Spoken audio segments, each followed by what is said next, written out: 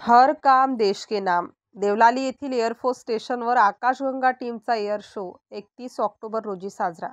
भारतीय हवाई दलाच्या प्रमुख डेपो देवलाली येथील एअरफोर्स स्टेशनने सरदार वल्लभभाई पटेल यांच्या वारशाच्या सन्मानार्थ शुक्रवार दिनांक 31 ऑक्टोबर 2025 रोजी सायंकाळी 4 ते 6 दरम्यान राष्ट्रीय एकता दिन, राष्ट्रीय एकता दिवस साजरा केला. डेपोने एक प्रेरणादायी कार्यक्रम आणि उच्चभ्रू आकाशगंगा टीमने एक चित्तथरारक लाईव्ह स्काय डायव्हिंग प्रदर्शन आयोजित केले. या भव्य कार्यक्रमाचा उद्देश राष्ट्रीय एकात्मतेला चालना देणे आणि शालेय विद्यार्थ्यांना प्रेरणा देणे हा होता.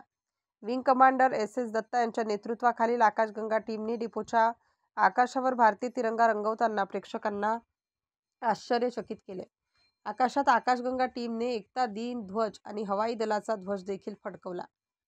कॉम्बॅट आर्मी एव्हिएशन ट्रेनिंग स्कूलने फ्लाय पास्ट केला आणि संध्याकाळी नाशिक येथील आर्टिलरी सेंटरच्या आर्मी बँडच्या उपस्थितीने शोभा वाढली आणि प्रदर्शित केले.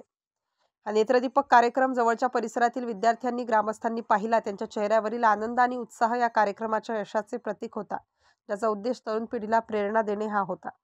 देवलाली येथील हवाई दल केंद्राने राष्ट्राच्या एकात्मतेला चालना देण्यासाठी आणि पुढच्या पिढीतील नेत्यांना प्रेरणा देण्यासाठी आपली वचनबद्धता दर्शवली. या कार्यक्रमाला एअरफोर्स स्टेशन देवलाली येथील एअर ऑफिसर कमांडिंग ए कमोडोर मनीष डायलानी आणि एअरफोर्स फॅमिली वेलफेअर असोसिएशन स्थानिकच्या अध्यक्षा श्रीमती रेणू डायलानी उपस्थित होत्या, ज्यांनी अशा भव्य कार्यक्रमाचे आयोजन केल्याबद्दल टीमचे अभिनंदन केले.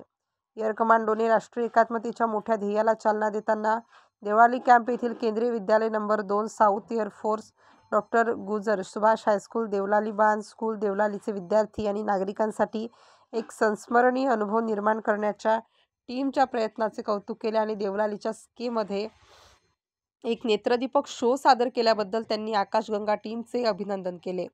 नाशिक स्टार न्यूजसाठी भारत चव्हाण, नाशिक.